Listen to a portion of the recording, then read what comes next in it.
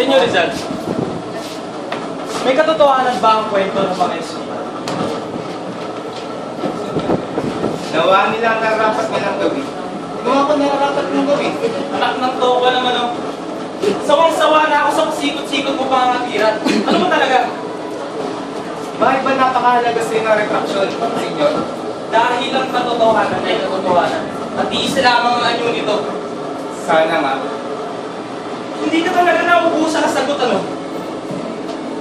Mabago ba ang mga ginawa ko sa loob ng aking making buhay?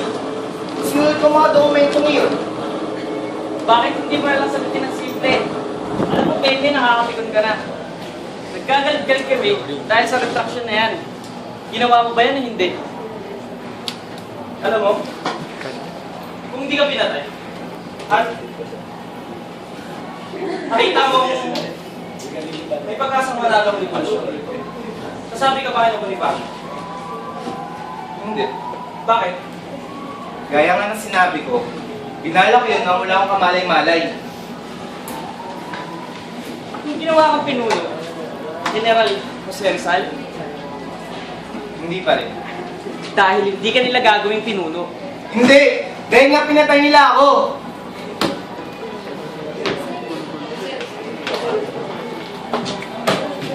Anong itinatago mo sa iyong sapatos?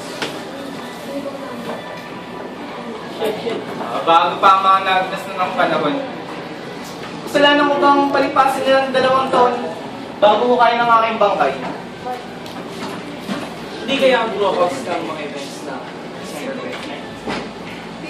Sigurista ako, senyor. Alam mo yan. o ngayon, Hindi kaya isa bang huling kopya ng aking tula? hindi kaya Merry Christmas and Happy New Year na lang. What is precaution? Wala pa yung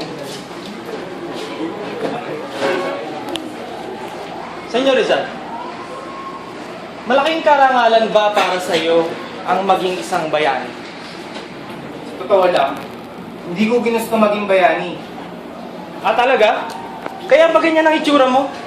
Ang dungis mong tignan. Hindi ka nagahit. Pati costume mo, hindi ka mukhang Rizal.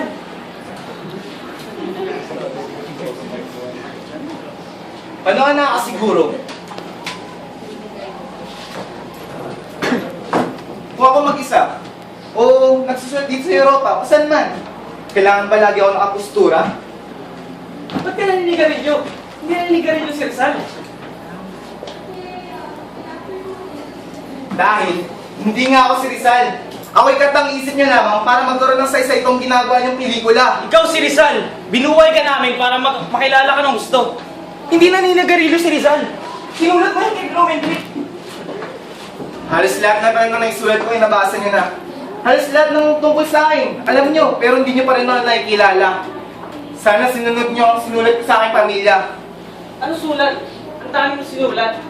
Ano volume? Page number? Ilibing niyo ako sa lupa, lagyan niyo ng krus at lagyan niyo ng bato at krus sa ibabaw, lagyan niyo ng aking pangalan, ang araw ng aking kamatayan, ang araw ng aking kapanganakan, wala nang iba, kahit anibersaryo. Pwes, malas ka. Dahil hindi ito nangyari, namatay kang bayani. Hindi malas yun. Dahil kung hindi siya namatay, tatanda ka lamang. Si Lolo Sing, Bugnutin, Ulyanin, tulad ni Tirin, kinalimutan na lahat. Sa halip na the first Filipino, the Great Malayan, the pride of Malay race, hinanap mo. Hindi. Hinanap mo ang kamatayan. Hindi para maging bayani. Hindi mo na mababago ang tinakda ng tadhana. Mabago pa ang itinagda ng tao.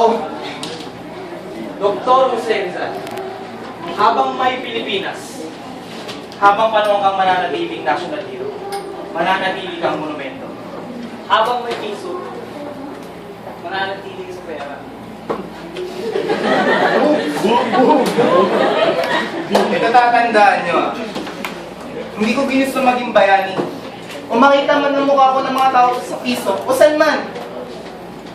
Kayo, sa tingin niyo, dapat ba akong tawaging bayani? Thank you.